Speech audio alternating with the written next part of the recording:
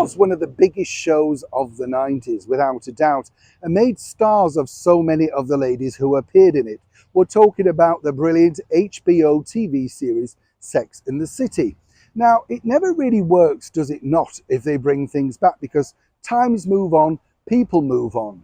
But now there's a huge dilemma over at HBO, because as we all know, they brought it back alongside Sarah Jessica Parker and the rest, with one massive missing ingredient. That is, of course, Kim Cattrall. Are things about to change? As ever, let me explain. Hi, good morning. Neil Sean here. Nice to have your company. Let's have a wave today. You all right? Yes, not so bad, thanks. Not a bad day, actually, today. Yes, not bad at all. I love the way somebody wrote on one of the comments the other day. I'd love to be able to bump into Neil somewhere in London. And somebody wrote, well, if you've got jammy Dodgers, we know he likes those. If you've got a few of those, maybe leave a trail. That did make me laugh. You see, I read it. I know what's going on out there. I'm clued up on what you're like.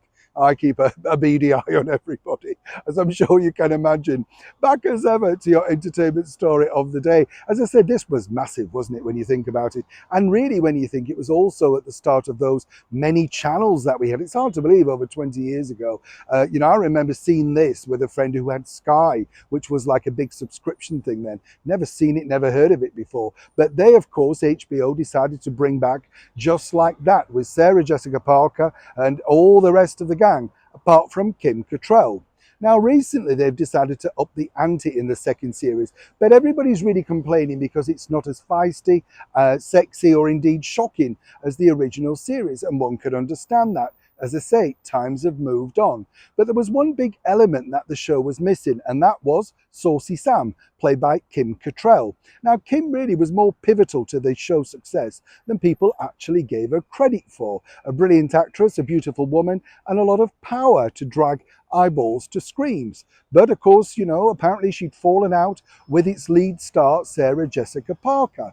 Now, what's interesting here is Carrie Bradshaw's character in the second series will now be having a phone conversation with Kim Cattrall, who paid Kim Cattrall a lot of money, HBO, just to make her to do this. That's how desperate they are to make the series work.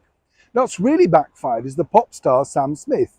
He popped up in a cameo, which was cringeworthy to say the least. But they figured at the time of filming this earlier this year that he was controversial and could get people to speak about the series. That's well and truly misfired. Now, moving forward, if they believe there's going to be a third series, somebody's going to have to do some groveling. And according to a very good source, that will be Sarah Jessica Parker back to Kim Cattrall, just to bring her back, even if not in scenes together, but back on set. Interesting debate, right? But that could be very tricky also, because Kim, alongside her husband, is coming over to London to star in their version of Plaza Suite in the West End early next year. And for those, they want to make that a success, which could push back the series. However, HBO believe that if you don't act now and keep the momentum going, people will simply get bored and move on. Interesting to note exactly the world of telly and how it works.